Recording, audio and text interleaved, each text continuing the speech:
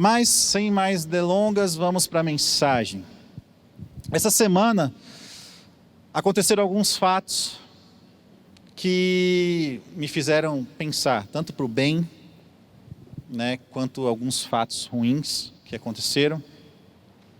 O interessante é que, dependendo do fato, quando alguma coisa acontece que é uma coisa boa, existe uma frase que é muito falada, e eu vejo muito isso escrito na internet, e eu também falo muitas vezes, Nossa, isso renovou a minha fé na humanidade, E me emocionei muito essa semana de um vídeo de um menino, e assim, é engraçado, não sei qual que é a sua posição com respeito a isso, mas eu fiquei emocionado, por isso eu vou falar. Mas era um menino que tinha 11 anos de idade e estava vendendo água na rua para ajudar a mãe, Ele não tem pai e tem mais alguns irmãos mais novos, e ele vendia água para ajudar a mãe. E aí, um órgão do governo tomou as águas dele e falou que ele não podia trabalhar porque ele era criança. E eu achei assim, é engraçado, é um modo de falar, Mas ele ficou revoltadíssimo, e ele pegou o celular dele e começou a gravar um vídeo, assim, revoltado porque tomaram as águas dele. E ele falando assim, olha só a geladeira aqui de casa, como é que tá, Eu ia trabalhar hoje com o dinheiro que eu ia ganhar hoje, eu ia comprar uma carne e ia ajudar a minha mãe esquentou a comida que tem 2 dias aqui e agora não tenho nada. Só que ele falando muito revoltado. E aí depois fizeram uma entrevista com ele, assim, muitas pessoas da cidade ajudaram, Ele ganhou curso, ganhou muita cesta básica, muita comida, muita coisa.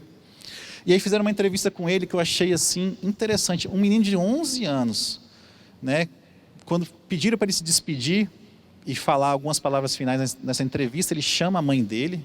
A mãe dele estava no bastidor, estava até meio sem graça. Ele, não, quero que você venha aqui. Cara, não parece um menino de 11 anos, eu fiquei assim bem surpreso. Ele chama esse menino e fala bem assim, a mãe dele, e fala bem assim, olha, enquanto eu estiver vivo, minha mãe não vai passar fome. Eu falei, meu Deus, esse cara é um homem já, Esse menino é um homem. Assim, enquanto eu estiver vivo, a minha mãe não vai passar fome. Eu vou fazer de tudo para botar comida na casa da minha mãe, para os meus irmãos comerem. E ele é nordestino, ele tinha a voz assim bem carregada.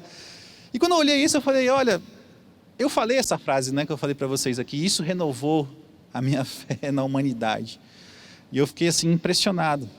Mas obviamente, a vida não é feita só de coisas boas, E a humanidade tem sempre alguma coisa que nos decepciona e nos marca muito, Como foram os acontecimentos desses últimos dias,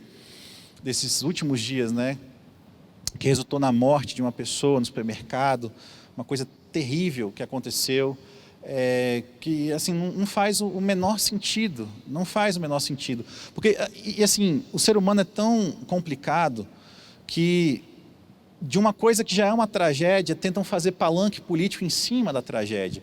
Porque alguns capitalizam isso para um lado e outros ainda falam assim, mas você já viu o histórico dele? Ele fala assim, uai, e quer dizer que o histórico dele justifica um assassinato? Então assim, o povo está tão maluco por questões ideológicas e políticas que faz com que uma tragédia vire um palanque, E você fica, meu Deus do céu, será que a humanidade tem solução? Aí você já fica triste de novo, Então, quando eu estava falando desse negócio de renovar a fé, eu comecei a pensar muito na questão de esperança. Será que temos esperança? Você sabe o que é ter esperança? Quando você fala assim, nossa, eu tenho esperança na humanidade, eu tenho esperança de que as coisas vão ficar boas. Você sabe, já parou para pensar nessa questão da esperança?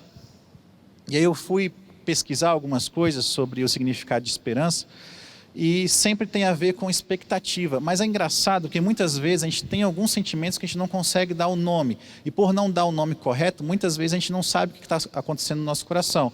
Mas a esperança ela é muito ligada à expectativa. Mas quando você tem uma expectativa de que alguma coisa aconteça de mal, isso não se torna uma esperança, se torna medo. O medo é uma expectativa de que alguma coisa aconteça de errado. Agora, quando você tem uma expectativa de que alguma coisa aconteça de bom para você, isso se torna esperança. Então a esperança ela está muito ligada a isso, é você esperar que alguma coisa boa aconteça. Alguma coisa que vai ser boa para você, alguma coisa que vai ser boa para a sua carreira, alguma coisa que vai ser boa para o seu relacionamento, alguma coisa que vai ser boa para a sua vida. Você não tem uma expectativa ruim que se torna esperança. Né? Nossa, eu tenho uma esperança de que eu vou perder meu emprego essa semana. Não, você tem um medo que isso aconteça, mas você não tem esperança. Então a esperança é uma expectativa de que alguma coisa boa aconteça com você. Então, e se torna muito interessante porque a Bíblia fala sobre isso há muito tempo atrás, né? Um versículo super conhecido que está lá em Hebreus, capítulo 11, o verso 1, e eu vou pedir para o Lucas projetar, fala bem assim, ora, a fé é a certeza de coisas que se esperam, a convicção de fatos que não se veem. Então, perceba, há uma ligação muito grande entre esperança e fé. Geralmente, quando alguma coisa frustra a sua esperança, a sua fé se abala, porque se você espera alguma coisa de boa acontecer, você coloca a sua fé naquilo. Então ele está falando, olha, a fé é a certeza de coisas que se esperam. E a certeza ou a convicção de fatos que não se veem. Você espera que alguma coisa boa aconteça porque você tem uma fé, você coloca uma fé de que aquilo vai acontecer. E é interessante que muitas vezes, quando alguma coisa que você está esperando de boa não acontece, pela ligação que tem entre esperança e a fé, o que acontece? A sua fé fica abalada. Quantas pessoas perdem a fé porque alguma coisa que elas queriam muito não aconteceram? Alguma coisa não aconteceu. Como você espera, por exemplo, você ora muito para ser aprovado em um concurso, ou ser aprovado numa seleção, aquilo não acontece, você estava com muita esperança de que aquilo vai acontecer, e aí não acontece, você se frustra, e aí você fica, poxa, onde é que está Deus? Será que Deus está comigo mesmo? Será que Deus está cuidando da minha vida mesmo? Então a sua fé, ela fica abalada quando a sua esperança é frustrada. Muitas vezes acontece isso, um relacionamento, né? Você está durante muito tempo querendo ter um relacionamento, querendo encontrar alguém que vai completar a sua vida, que você possa casar, formar uma família. Às vezes isso não acontece, ou então você encontra alguém e você estava esperando o príncipe encantado e veio só o cavalo, não é mesmo? Aí você se frustra, você fica, nossa, que relacionamento ruim, e você fica, poxa, mas será que Deus não tem plano para mim nessa minha área? Né? Ou então, a gente está vivendo uma pandemia, né? Algumas pessoas ficaram doentes e foram curadas, mas algumas pessoas tiveram aqui perdas, né? A gente orou por situações, mas infelizmente as pessoas que nós estávamos orando faleceu. E aí, como é que fica a nossa fé? Porque a gente tinha uma esperança, a gente tinha uma expectativa de que elas fossem curadas, a gente tinha uma expectativa de que Deus agisse nesse nosso pedido, nessa nossa intercessão, né? E aí como é que fica? Será que a minha fé vai ser abalada? Será que eu não vou acreditar mais nesse Deus? Será que eu não vou acreditar mais nas promessas que Ele tem para mim? Será que tudo isso acaba sendo uma grande viagem? E aí? Como é que fica a sua fé? Como é que está a sua fé neste momento? Né? Será que você tem tido frustrações que têm abalado a sua fé? Será que você tem passado por situações que a sua fé está assim fraca, precisando de um ânimo, precisando de uma renovação, precisando de algo que incendeie novamente? Porque é muito interessante, né? Nós já passamos altos e baixos na nossa vida.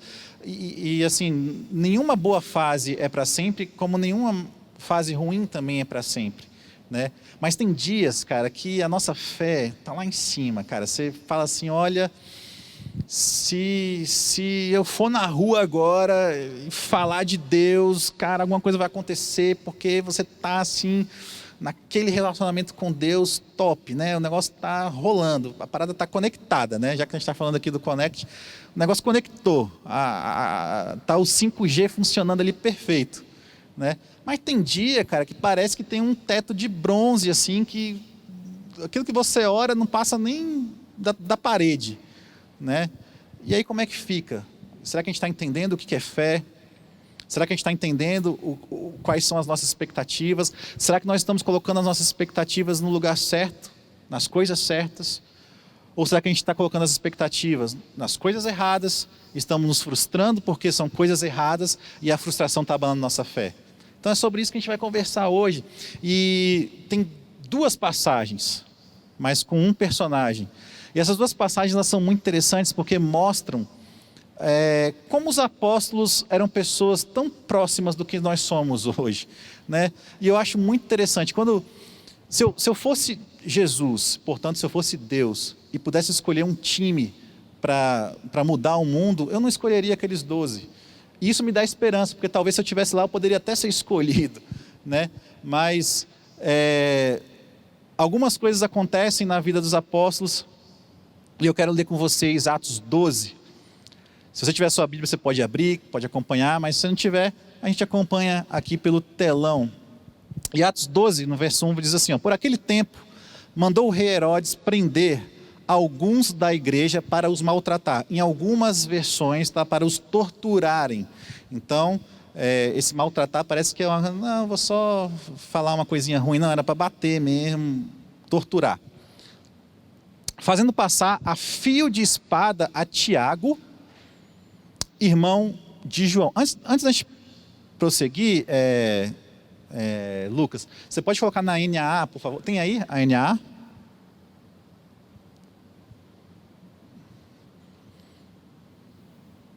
Eu uso a NAA só porque a igreja adotou a NAA como a versão oficial daqui, tá? Então, para não ter nenhum problema, eu vou usar a NAA. Mas a revista atualizada, que essa aí também é boa, você pode utilizar. Você pode utilizar a NVI também. Só não usa a nova tradução na linguagem de hoje, tá? Essa não usa, não. Se você quiser saber por quê, você pode falar comigo depois. Lucas, vamos nessa aí mesmo. Vamos na revista atualizada. Beleza? Não tô vendo. Pode ser? Então, fazendo passar fio de espada. Mandou matar a espada Tiago, irmão de João. Então olha só, a perseguição estava rolando, Jesus tinha prometido que os apóstolos beberiam do cálice que ele bebeu, e isso começa a acontecer. Então, a gente vê aqui que Herodes se levantou contra os cristãos e mandou matar, e o primeiro que morreu nessa história toda dos apóstolos foi Tiago, irmão de João. E morreu provavelmente decapitado por causa de Herodes, né? E aí o verso continua, o verso 3. Vendo que isto agradava aos judeus, Herodes prosseguiu porque viu que aquilo de ter matado um dos apóstolos agradou os judeus. Então ele mandou prender também Pedro. Ou seja, mandou prender aquele que era um dos principais apóstolos, né? Se prender Tiago e matar Tiago assim agradou o judeu, imagina você pegar o Pedro, o cara que era ali o líder dos apóstolos. Então ele ia ganhar muitos pontos com o pessoal. E mandou prender Pedro, e eram os dias dos pães sem fermento. Pode continuar. Depois de prendê-lo, lançou-o na prisão, entregando-o a 4 escoltas de 4 soldados cada uma para o guardarem. A intenção de Herodes era apresentá-lo ao povo depois da Páscoa. Pode seguir. E assim Pedro estava guardado na prisão. Mas olha só que informação interessante. Mas havia oração incessante a Deus por parte da igreja a favor dele. Veja bem, você tem 2 apóstolos que foram presos. A igreja estava reunida. E a igreja se reunia sempre. A igreja orava sempre. E a igreja orava sempre por cada um dos apóstolos. E é interessante que na mesma situação, um apóstolo morreu, foi preso e faleceu, Tiago. E outro apóstolo, você vai ver na história para frente, foi preso, mas a igreja orando, ele foi salvo. E aí você fica assim, eu acho, por que Deus salvou a vida de um e não salvou a vida de outro? A oração da igreja estava direcionada para os apóstolos, a igreja estava se reunida em oração, mas um sobreviveu e outro não. E aí como é que funciona isso? Por que algumas coisas ruins acontecem para quem é servo de Deus? Por que algumas coisas ruins acontecem mesmo quando você está envolvido na pregação do Evangelho? Por que algumas coisas de mal acontecem mesmo quando você tem sido fiel no seu serviço, fiel na sua contribuição, fiel dentro da igreja? E aí essa igreja poderia pensar dessa forma, poderia estar pensando assim, olha, a gente orou, mas Deus não libertou Tiago. E aí a gente orou e Deus libertou Pedro. E como é que funciona essa questão, né? Como é que pode? Por quê? Esses apóstolos e a igreja ali do primeiro século tinham visto vários milagres acontecendo. Eles viram coisas que talvez, assim, pouquíssimas pessoas vão ver. Eles viram Jesus encarnado, fazendo milagres que nunca ninguém imaginou que alguém poderia fazer.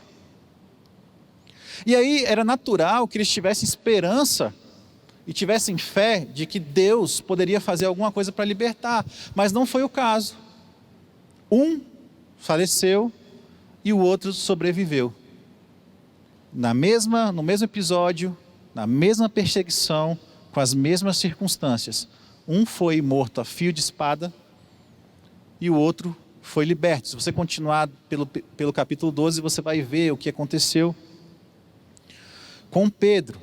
Mas é interessante que esse mesmo Pedro, que sobreviveu por conta dessa oração da igreja, por conta da intervenção divina, ele escreve algumas coisas tempos depois, que nos dá uma revelação muito boa do que significa esperança, do que significa fé, e de como isso influencia a nossa vida. E aí lá em 1 Pedro, a primeira carta que ele escreveu, no capítulo 1, a partir do verso 3, diz bem assim, ó: bendito seja o Deus e Pai de nosso Senhor Jesus Cristo, que segundo a sua grande misericórdia, nos regenerou para uma viva esperança. Olha só, nos regenerou para uma viva esperança. Nós estamos falando de esperança. E aí Pedro está falando que o Deus Pai de nosso Senhor Jesus Cristo nos regenerou, nos deu uma nova vida para uma viva esperança, mediante o quê? A ressurreição de Jesus Cristo dentre os mortos. Agora guarda isso daí um pouquinho. Esse Pedro está escrevendo essa carta para um monte de pessoas que estavam sendo perseguidas e tinham sido espalhadas pelo mundo, né? Ele até chama os cristãos da diáspora, lá no primeiro versículo desse capítulo. Então ele está falando com um povo que estava passando por perseguição, estava passando por sofrimento, e que talvez muitos deles alcançariam o destino que Tiago alcançou, seria torturado e seria decapitado por acreditar em Jesus. Esse Pedro não morreu por pouco, ele não morreu porque Jesus interveio, né, na prisão dele e o libertou, e agora ele está escrevendo para um povo que está sendo torturado e está sendo perseguido. E aí ele fala uma coisa muito interessante: olha, Deus nos deu uma nova vida, e essa nova vida foi mediante a ressurreição de Jesus Cristo, e essa nova vida ela nos deu para uma coisa, para uma viva esperança. A nossa esperança agora, ele qualifica a esperança, ele fala que a esperança é uma esperança viva. E o que nos dá essa esperança? A ressurreição de Cristo. E aí é um detalhe muito interessante, porque os apóstolos, vocês conhecem a história deles no Evangelho. Eles pareciam pessoas que não, assim, às vezes você olha e dá até raiva. Você vê algumas situações, algumas respostas, você vê Deus agindo, fazendo um milagre, e o próprio Jesus falando assim: olha, vocês ainda não entenderam, não é possível, né? Você vê uma multiplicação de pães, assim, para alimentar quase 10 mil pessoas, aí logo depois eles passam por uma outra situação, onde precisa também alimentar de novo, e eles ficam: e aí, como é que a gente vai fazer? O que a gente vai fazer? E agora? E aí Jesus: olha, vocês ainda não entenderam. Ele anda na água, os caras pensam que é um fantasma, você fica assim: meu Deus, o que está acontecendo com esses caras? Mas existe um evento que parece que muda a chave na cabeça de todos eles, e é a ressurreição. Até a hora da morte de Jesus, os discípulos ainda estavam assim perdidos, tanto que eles fogem de medo, eles correm de medo. Mas quando João e quando Pedro entram no túmulo e veem um túmulo vazio, quando eles têm um contato depois com Jesus ressurreto, que aparece para eles, parece que a chave vira na cabeça deles. A ressurreição virou a chave na cabeça deles e deu uma força assim gigantesca para que eles prosseguissem e pregassem, anunciassem sobre esse Jesus. Quando eles conhecem esse Jesus ressurreto, eles começam a anunciar em todos os cantos, mesmo com a iminência de morrerem, mesmo com as autoridades falando assim, ó, se você continuar falando desse nome, a gente vai te matar. E eles falam, ó, vocês podem fazer o que você quiser, mas eu vou continuar anunciando este nome. Então, a esperança deles, é por isso que Pedro fala, né, ganhou uma nova característica. É mais só do que você acreditar em algo que vai acontecer, mas virou uma esperança viva. E uma esperança viva é uma esperança que contagia, é uma esperança que não fica guardada dentro de você, é uma esperança que se manifesta. Ou seja, todas as pessoas passam dificuldades, todas as pessoas passam por altos e baixos. Mas tem aquelas pessoas que passam por altos e baixos com esperança e outras que passam sem nenhuma esperança. E aí Pedro está falando, ó, vocês estão passando dificuldades agora, mas vocês possuem uma esperança e é uma esperança viva. As pessoas olham para você e veem uma mensagem poderosa, a mensagem de Jesus ressurreto. E isso é o que dá segurança para vocês. É isso que Pedro está falando para aqueles. Esse é o Pedro que tinha negado Jesus 3 vezes, que tinha fugido, mas agora ele está anunciando, independente se há ou não a expectativa de morte. Ele está anunciando esse Jesus ressurreto, mesmo com um dos seus melhores amigos tendo sido morto, decapitado. Mesmo eles tendo visto João Batista ser morto e decapitado. Mas agora, essa esperança se tornou uma esperança viva. Uma esperança que trouxe para eles algo que deu um motivo pelo qual eles poderiam prosseguir a viver. E aí o verso 4 continua.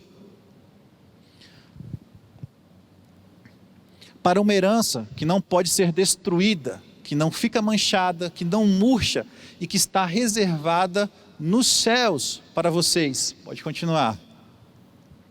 Que são guardados pelo poder de Deus mediante a fé, para a salvação preparada para ser revelada no último tempo.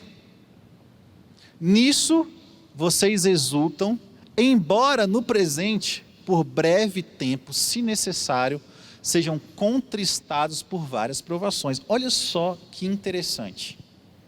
Ele fala de uma esperança viva. Eu falei que muitas vezes a nossa esperança é frustrada e isso abala a nossa fé. Muitas vezes você passa uma dificuldade e por passar na dificuldade você tem a sua fé abalada. Você fala, nossa, será que Deus é, não é? Tudo. O que Pedro está falando aqui é que a ressurreição foi algo tão marcante, tão forte para ele, que parece que tudo mais fica periférico. Tudo mais perde a importância. Até as provações que nós passamos são breves e momentâneas, porque aquele cara viu o homem mais santo, mais justo, mais digno de todos que já passaram nessa terra, ser morto de uma forma humilhante e torturado. Se isso aconteceu com Jesus, e Jesus falou que aconteceria com os seus discípulos, então Jesus não mentiu, e isso de fato está acontecendo. Mas quando Pedro olha e vê que Jesus passou por tudo isso, mas ressuscitou glorificado e subiu aos céus para tomar a sua posição de Senhor de todo o universo, algo mudou na cabeça dele. Ele não está negando aqui que você não vai passar dificuldade.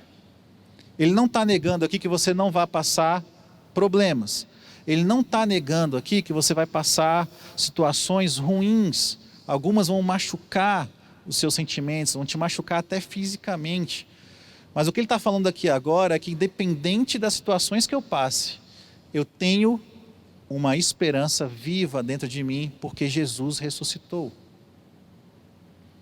Ele está passando a direcionar aonde você deve colocar a sua esperança para que você não seja frustrado e a sua fé não seja abalada. A fé de Pedro não estava nas circunstâncias que o rodeavam, estavam na ressurreição de Jesus. O fato de Jesus ter ressuscitado era aquilo que dava força para Pedro continuar. Agora, por que isso? E como isso pode servir para a gente? E ele continua falando assim sobre isso. Ele fala bem assim, ó: para que uma vez confirmado o valor da fé que vocês têm, muito mais preciosa do que o ouro perecível, mesmo apurado pelo fogo, resulte em louvor, glória e honra na revelação de Jesus Cristo. Olha que interessante. Primeiro ele fala onde que está o alvo da fé dele. A fé dele está na ressurreição de Jesus. Agora, o fato de nós passarmos dificuldades e passarmos situações que a gente acha injusta, que a gente não espera, algumas coisas da vida acontecem, você fala assim, isso não é justo, está passando por mim. Mas Pedro fala que é um teste para a nossa fé. E como é que a sua fé pode ser testada se só acontecem coisas boas com você? Como é que você mantém uma fé em um Deus, mantém a fé na ressurreição de Jesus, se tudo vai bem? Se tudo vai bem, a nossa tendência, inclusive, é até a esquecer ou esfriar a nossa fé, não é mesmo? E eu acho isso interessante, assim, quando o povo estava muito bem, achando que estava tudo tranquilo para eles, vem um povo e domina e leva cativo o povo de Israel.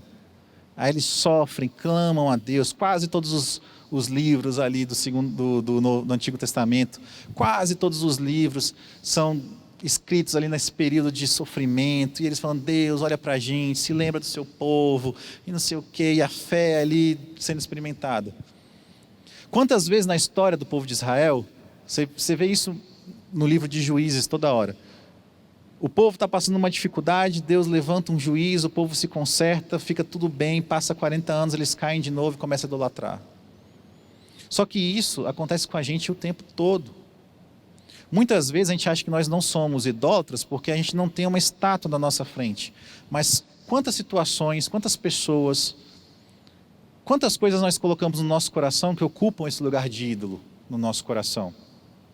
Então muitas vezes a gente fala que tem uma fé, mas para que essa fé seja confirmada, ela precisa ser testada. E ela é testada quando as dificuldades vêm e você mantém a sua fé independente da circunstância. Se a sua fé não é abalada independente da circunstância, você pode falar, olha, a minha fé foi testada e a minha fé é valiosa da forma como Pedro está falando. Então ele fala sobre isso, né?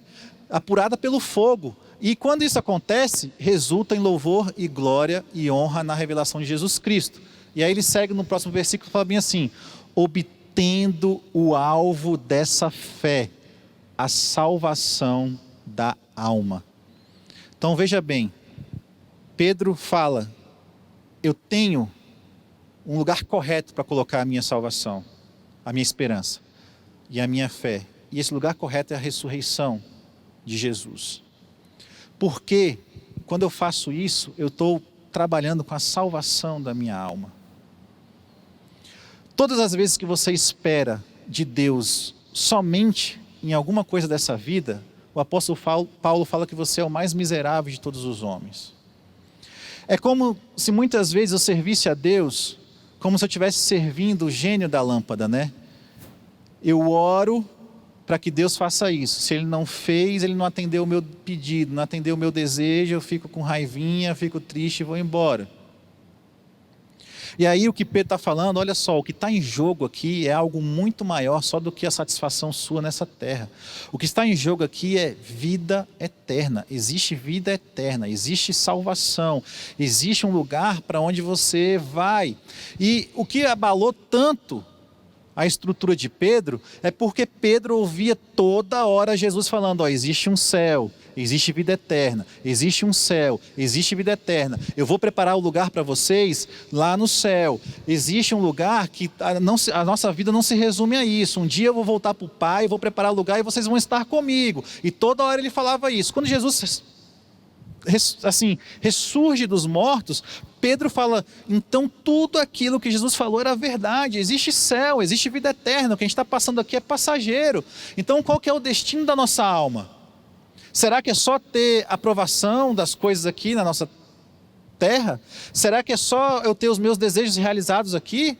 Será que a minha fé ela é tão superficial que quando alguma coisa que não me é dada do jeito que eu queria aqui, eu fico com ela abalada? Então você precisa rever a sua fé. É isso que Pedro está falando.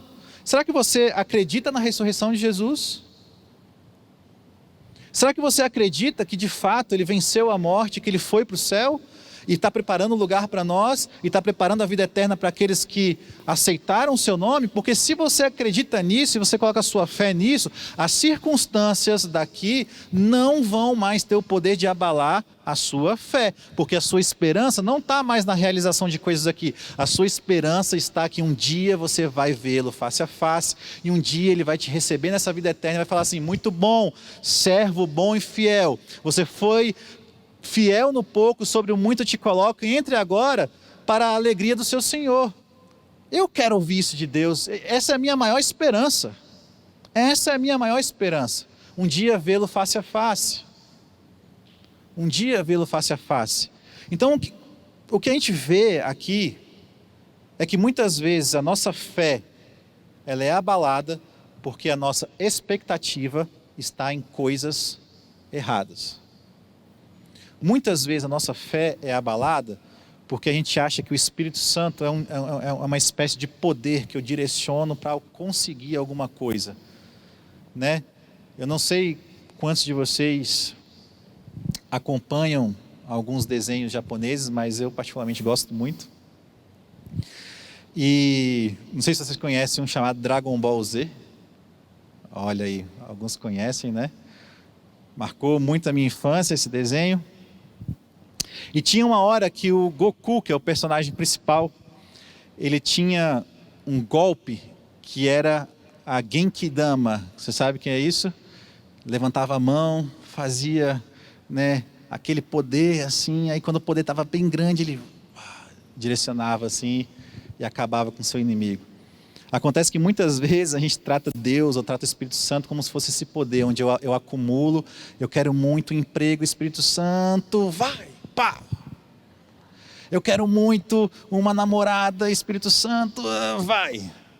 Não é assim que funcionam as coisas. O Espírito Santo não é um poder. O Espírito Santo é uma pessoa. E Ele quer se relacionar com você. Ele quer que você seja chamado de amigo de Deus. Ele quer se revelar, Ele quer revelar o íntimo do coração de Deus para você. Ele quer revelar aquilo que estava na eternidade no coração de Deus. E Ele quer que você descubra essas coisas, descubra que há um propósito, que há um plano dele aqui nessa terra. E o principal deles é te transformar à imagem e semelhança de Jesus. Quando você coloca a sua expectativa nisso, quando você coloca a sua expectativa de que há um céu, quando você coloca a sua expectativa de que há vida eterna, quando você coloca a sua expectativa de que aquele Jesus que falou tanto sobre isso e que prometeu que ele iria morrer, mas no terceiro dia ia ressuscitar e ressuscitou de fato, significa que tudo aquilo que ele falou era verdade. Agora, será que é verdade para você? Será que você acredita nisso? Será que você tem vivido de acordo com essa expectativa? Será que você tem colocado a sua expectativa, a sua esperança de fato na vida eterna? Ou você só olha para as coisas que acontecem e se tudo está bem, o seu relacionamento com Deus está bem. Mas se tudo começa a desandar, a minha fé é abalada. Onde está a sua expectativa? Onde está a sua esperança? E qual que é o fundamento da sua fé? É sobre isso que Pedro está falando. Nós estamos falando de um cara que talvez poucos poderiam ser tão parecidos com eu e você do que Pedro. Né? A gente conhece muito de Pedro porque ele era um cara que falava muito, errava muito, decepcionava muito, mas por conta disso a gente tem uma visão real de quem ele é. E ele é tão falho quanto eu e você poderíamos ser. Por isso que vê-lo agora, sem medo da morte e colocando a expectativa e a esperança dele, a fé dele em algo maior, é uma grande lição para que eu e você possamos, olha, Se ele pode, se ele pôde, eu posso também. Se ele conseguiu, eu consigo também. Onde está a sua esperança e onde está a sua fé? Onde está a sua esperança e onde está a sua fé?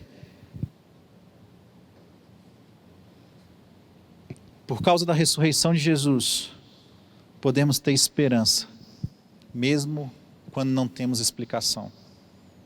Por causa da ressurreição de Jesus, nós podemos ter esperança mesmo quando não temos explicação. Mesmo quando algumas coisas acontecem e nós não entendemos. Mesmo quando algumas coisas acontecem ao nosso redor e a gente não compreende por que aquilo aconteceu, por que aquilo foi da forma como foi. Mas a nossa expectativa, ela tem que estar sempre em Jesus, sempre em Deus. De que um dia Ele vai voltar e vai corrigir tudo isso que está de errado. Um dia Ele vai voltar porque Ele prometeu que iria ressuscitar e Ele ressuscitou. Ele prometeu que vai voltar e Ele vai voltar. E aí já não vai mais haver choro, não vai haver mais dor, não vai haver mais doença. Toda a injustiça vai ser dissipada e a gente vai viver essa vida eterna que Ele tanto prometeu. Por isso que a nossa esperança ela é viva. Por isso que a nossa esperança ela tem que ser viva e tem que ser contagiante. Por isso que a nossa esperança, algo que vive, é algo que se move. Algo que está morto, não se move. Mas uma esperança viva é uma esperança que se move. E essa esperança que se move é uma esperança que alcança outras pessoas. É uma esperança que vai ao encontro daqueles que estão também precisando de esperança. Porque você passa a ser um agente dessa esperança. Você passa a ser um portador dessa esperança. No seu trabalho, na sua família, no seu colégio, na sua faculdade, nos seus relacionamentos. Você precisa colocar a sua fé no lugar correto, para que a sua esperança se torne viva e você seja um agente dessa esperança, um portador de esperança. No mundo onde tantas coisas têm dado errado, você carrega a mensagem da cruz e essa mensagem da cruz ela continua fazendo a diferença na vida de todos aqueles que se rendem a essa mensagem. Queria que você fechasse seus olhos. Queria orar por você. Eu queria que essa mensagem te encorajasse. Eu sei que a vida não é fácil. Eu sei que a gente passa muita dificuldade. Eu sei que muitas vezes a gente age de forma correta, mas nós somos traídos. Eu sei que muitas vezes você faz de tudo para se reconciliar, mas muitas vezes as pessoas viram as costas. Eu sei que tantas vezes você está agindo de uma forma tão correta no seu trabalho, mas ainda assim há uma demissão. Eu sei que muitas vezes a gente cuida tanto da nossa saúde, mas vem uma doença que abala a nossa estrutura. O que eu quero que você saia daqui é sabendo que Jesus continua cuidando de cada uma das situações. Quando a gente coloca a nossa esperança em Deus, e a esperança na vida eterna, e a esperança de que Ele vai voltar um dia, e de que todas as coisas que Ele falou eram e são verdadeiras, a gente sabe que Ele cuida de nós. Esse mesmo Pedro, que falou sobre a fé dele agora, lá no capítulo 5, verso 7, ele fala, nós temos essa certeza, que Ele tem cuidado de nós. Eu coloco toda a minha ansiedade sobre Ele, porque eu sei que Ele cuida de mim. Ele cuida de mim porque Ele falou que iria fazer isso. Para todas as pessoas que buscaram o reino de Deus em primeiro lugar, Ele falou que iria cuidar e Ele cuida. Mesmo quando as circunstâncias da vida parecem ou tentam mostrar que Jesus está longe ou ausente, Ele está mais próximo do que nunca, Ele está no nosso coração. Ele fez do nosso coração morada. Ele fez no nosso coração a sua residência. Então não coloque sua fé e a sua expectativa nas coisas que te cercam, mas coloque a sua fé e a sua expectativa em algo que jamais vai perecer, porque já foi conquistado na cruz, a vitória certa sobre a morte, a perspectiva de vida eterna, a perspectiva de estar frente a frente com Jesus. Essa é a nossa esperança, essa deve ser a nossa esperança. Quando tudo sai do controle ao nosso redor, a gente olha para o céu e fala: Deus, eu acredito em Ti, eu sei que o Senhor tem um plano sobre todas essas coisas, porque eu sei, Deus, que o Seu plano é me levar para o céu, por isso que a minha esperança está em Ti, eu não vou ser abalado.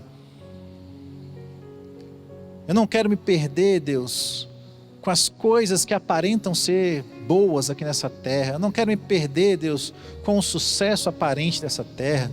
Eu não quero me perder, Deus, com a fama aparente deste mundo, que são coisas, ó Deus, que muitas vezes faz, ó Deus, a gente se sentir tão em cima, tão na crista da onda. Nós estamos assim cheios de sucesso, mas às vezes, Deus, uma pessoa puxa o tapete e tudo desmorona. E às vezes você está lá em cima, num sucesso tão sólido, tão constante, e tudo rui. Quantas vezes, ó Deus, nós experimentamos isso, e quantas vezes nós vemos isso acontecendo com outras pessoas. É por isso, Deus, que todas as situações da terra são passageiras e fracas demais para sustentar a nossa fé. E é por isso, Deus, que eu quero hoje aqui, em oração, junto com os meus irmãos, primeiro pedir perdão, Pai. Perdão porque tantas vezes nós colocamos a nossa esperança em coisas que não tem nada a ver contigo. Muitas vezes nós colocamos a nossa expectativa, Deus, em coisas completamente alheias ao Teu reino. Muitas vezes, Deus, nós colocamos a expectativa, inclusive em coisas que Te ofendem. E eu quero Te pedir perdão, Pai. Primeiro por mim, mas quero Te pedir perdão por cada um aqui, Deus. Nós queremos hoje corrigir o rumo do nosso caminho, corrigir o foco da nossa fé, e queremos colocá-la em Ti, queremos colocá-la, Deus, na ressurreição, queremos colocar na vida eterna, queremos colocar, Deus, naquele que sustenta o universo com a Sua palavra, naquele que criou todas as coisas com a palavra, naquele que sustenta tudo com a Sua voz, naquele Deus que traz à existência coisas que não existem, naquele que prometeu algo que ninguém pode dar, e o próprio Pedro reconheceu isso. Deus, para onde nós iremos, se só Tu tens as palavras de vida eterna? Então, Deus, nos perdoa porque muitas vezes nós colocamos a nossa esperança no lugar errado, mas queremos, ó Deus, aqui hoje, em oração, corrigir o foco da nossa fé, queremos colocá-la em Ti, não queremos mais colocar em coisas que passam, não queremos mais colocar em coisas que se acabam, mas queremos colocar em Ti, Deus, sabendo que quando os nossos olhos estão postos em Ti, muitas vezes o mar pode se enfurecer ao nosso redor, mas com os olhos em Ti a gente consegue andar sobre as águas, nós conseguimos atravessar a tempestade, nós conseguimos Te encontrar do outro lado e receber o Teu abraço, receber o Teu consolo, receber o Teu socorro. E essa, Deus, é a maior das expectativas, a expectativa que enche o nosso coração, a expectativa de Te ver face a face, a expectativa, Deus, de conhecer a Ti presencialmente, rosto no rosto. Oh Pai, Maranata, vem, Senhor Jesus. O mundo, Deus, tem assim se acabado em tantas disputas, em tantas guerras, em tantas coisas inúteis, tantas coisas erradas com aparência de certo, Pai, tantas coisas certas condenadas. Mas nós queremos, ó Deus, olhar para Ti, sabendo que, Deus, isso daqui tudo pode ser uma loucura, Pai. Mas quando nós estamos em Ti, quando nós estamos contigo, quando nós estamos com a expectativa e o coração no lugar correto, a nossa fé não é abalada. A nossa fé encontra um firme fundamento. Essa, meu Deus, é a minha oração, não só por mim, mas por cada um dos que estão aqui, no nome do Teu Filho amado Jesus. Amém e amém. Deus abençoe.